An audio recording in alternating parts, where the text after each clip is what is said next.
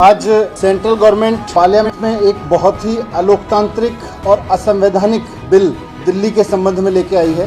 केंद्र सरकार दिल्ली सरकार को चलाने का जो GNCTD एक्ट है, government of national capital territory Delhi act, इसमें बदलाव करने के लिए एक अमेंडमेंट बिल लेके आई है। ये जो अमेंडमेंट लेके आ रही है केंद्र सरकार, भारतीय जनता पार्टी की सरकार, ये जैसा मैंने कहा कि संविधान के खिलाफ है और साथ साथ लोकतंत्र के खिलाफ है। और इस बिल में लिखा हुआ है कि दिल्ली सरकार, मतलब इस बिल के लागू होने के बाद दिल्ली सरकार का मतलब होगा लेफ्टिनेंट गवर्नर। दिल्ली में चुनी हुई सरकार का मतलब अब कुछ नहीं रह जाएगा। दिल्ली में सरकार का केवल एक मतलब होगा, लेफ्टिनेंट गवर्नर। ये बहुत ही खतरनाक अमेंडमेंट है, लोकतांत्रिक हिसाब से देखें और संविधान के हिसाब से देखें, दोनों तरफ से। और दूसरा इसमें लिखा हुआ है कि जो चुनी हुई सरकार है, मंत्रिमंडल है, वो जो भी फैसले लेगा उसकी फाइल अब LG के पास भेजनी पड़ेगी, हर एक फाइल।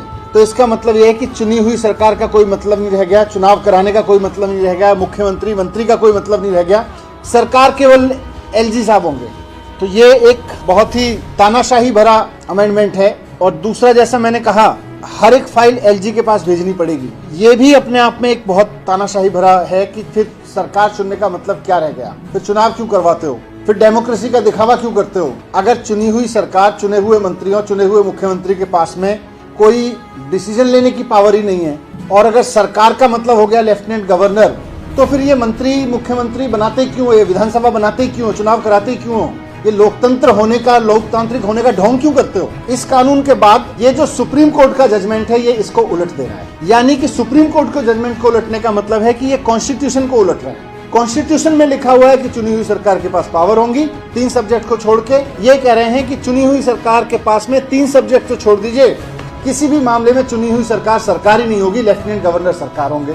और दूसरा कह रहे हैं कि मंत्रिमंडल को हर एक फाइल अपनी वहां पे भेजनी पड़ेगी LG के पास में। फिर ऐसे कैसे काम चलेगा, ऐसे कैसे सरकार चलेगी, फिर मंत्रिमंडल बनाई क्यों रहो, चुनाव करवाई क्यों रहो। जो भारतीय जनता पार्टी का अप्रोच है, केंद्र में बैठ के जनता के निर्णय के खिलाफ इस तरह की हरकतें करना, साम दाम दंड भेद, किसी भी तरह से पहले तो चुनाव जीतने की कोशिश करना, जब जनता चुनाव में हरा दे तो उसके बाद चुने हुए MLAs को खरीद के सरकार बनाने की कोशिश करना, सरकार चलाने की कोशिश करना।